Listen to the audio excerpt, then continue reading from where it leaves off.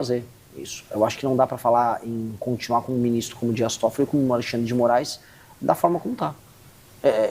Eles não querem sair, eles acham que nós temos que ver os negócios que foram feitos e as posturas recentes e achar que isso é... Vamos falar um pouquinho de gestão? Qual seria a sua primeira ação, caso o senhor seja eleito em outubro deste ano, sentando na cadeira presidencial? Já tem isso dimensionado? Já tem um planejamento? Tem. A primeira ação eu iria tomar antes de sentar na cadeira presidencial formalmente, seria na transição. Eu passaria, tem uma PEC protocolada pelo deputado Kim Kataguiri e outros deputados, Júlio Lopes, etc., Pedro Paulo, que é uma PEC que faz uma reforma fiscal muito profunda no Brasil.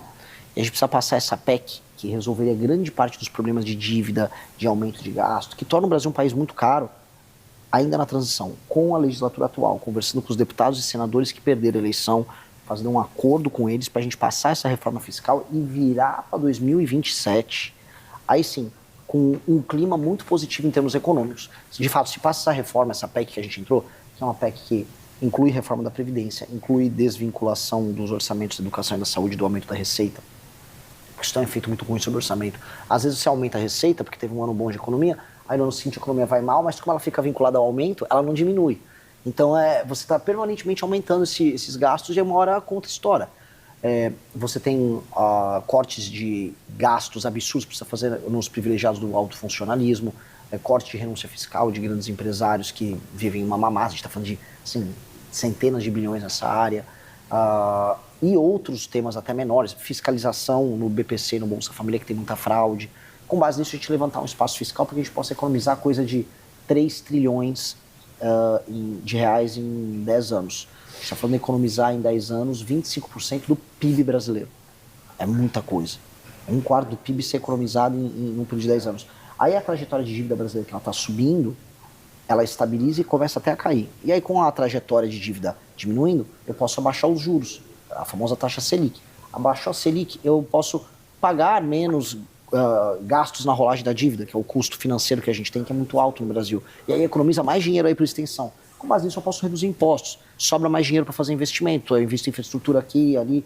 E aí a gente consegue ter um país funcional. Essa seria a primeiríssima. Só que isso é antes de sentar. Aí sentando na cadeira, aí é enfrentar o crime organizado. Privatização. O senhor é um defensor da privatização? Defendo da estrutura de algumas estatal? empresas, mas isso não é uma bala de prata que vem, né?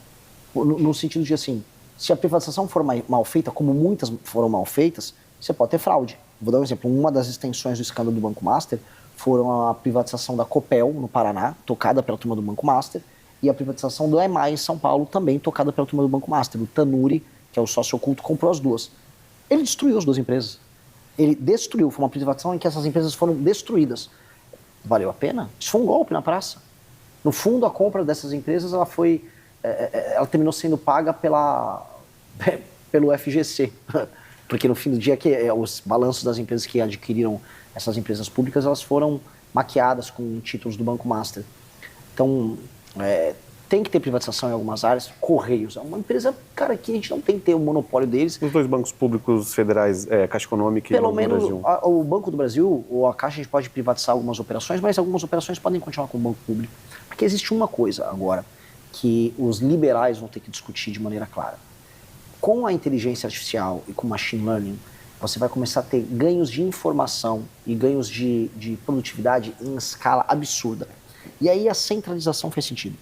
Por exemplo, o SUS hoje não é bom o serviço SUS. O SUS, em vários lugares, ele tem graves problemas de acesso. As pessoas não conseguem acessar para você fazer os exames, demora muito para conseguir agendar uma cirurgia e fazer, demora muito. Pois bem, com o uso intensivo de tecnologia, machine learning, com prontuário único, você vai conseguir parametrizar os dados, você vai conseguir criar as bases de dados em que a inteligência artificial vai poder falar, você, de acordo com todo esse histórico que você teve, hipertensão, tal coisa, você vai desenvolver diabetes. Portanto, vamos fazer um tratamento prévio para você não desenvolver diabetes, para eu ter menos gastos com medicamento, com uma eventual cirurgia lá na frente? Ao fazer isso, com prontuário único, mais machine learning e inteligência artificial, a quantidade de dinheiro que a gente economiza e a quantidade de fila que economiza é gigante. O presidente de El Salvador, Nayib Bukele, ele lançou um aplicativo que foi feito junto com a Google. E nesse aplicativo, uma das coisas sensacionais que ele tem vou dar um exemplo, você pode ter médicos que estão ociosos hoje aqui em Criciúma, mas eu estou com um médico que está no pico está faltando médico em São Paulo para atender uma consulta. Se você faz isso via um aplicativo, o médico ocioso aqui fica disponível para atender a pessoa em outro lugar. E aí você começa a diminuir a velocidade nos atendimentos, para fazer teleatendimento. Com o teleatendimento você consegue fazer as receitas dos remédios, e aí você consegue descobrir onde os remédios vão ser alocados, e você fazer o deslocamento logístico dele com um custo menor. Você consegue também preparar melhores estoques. Então isso tem um efeito de economia em cadeia gigantesco e de melhor atendimento gigantesco. E isso faz com que um sistema como o SUS, que é estatal, funcione muito bem. Assim como a gente pode ter, vamos dizer, ganhos em escala em algumas empresas públicas. Dito isso, tem que privatizar algumas. Tá? Eu dei toda essa volta que é importante para explicar uma nova mentalidade que a gente tem que ter sobre isso, mas ao mesmo tempo, Correios vão privatizar, sabe? Codevasf está fazendo sentido, sabe? São perguntas boas de fazer.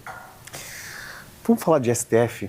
A gente talvez vive, e se a gente pegar a história, a filosofia, a política e a teoria política, elas trazem alguns aspectos relacionados às mudanças comportamentais das estruturas de poder. A gente vem desde a época lá antes de Cristo, quando Platão já dizia sobre esses aspectos culturais, e a gente vem numa modelação que chega exatamente no que a gente está vivendo hoje.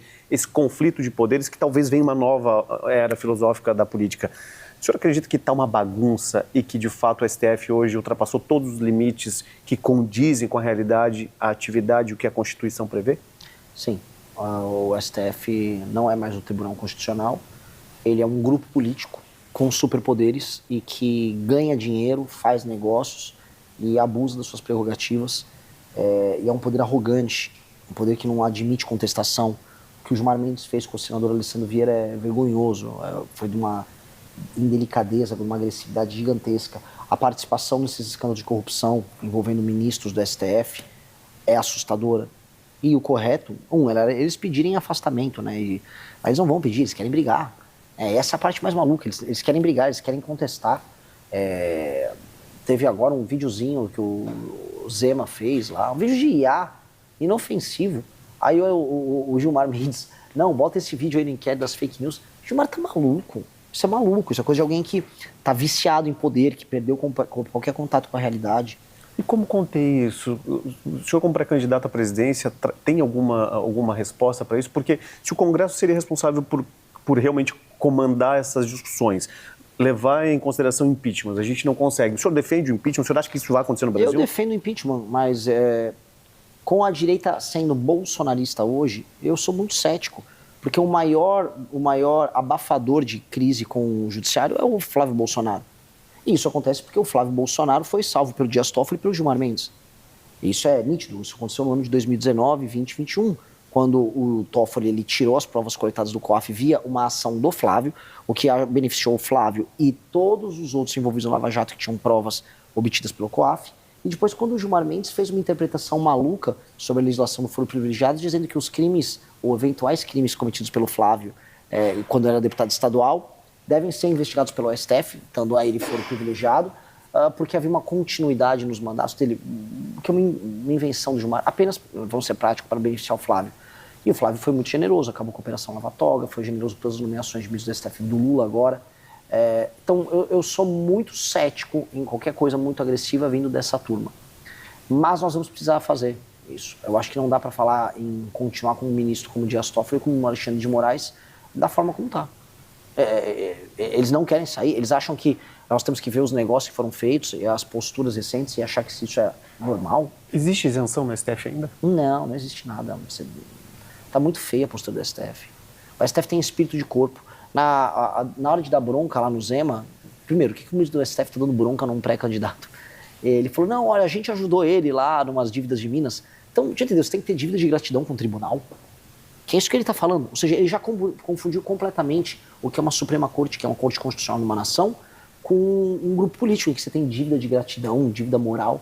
O senhor Gilmar Mendes está doido. Doido. E é doido de quem ficou apaixonado pelo poder. Está tanto tempo exercendo o poder que já nem sabe mais o que é certo e errado. Perdeu completamente o limite.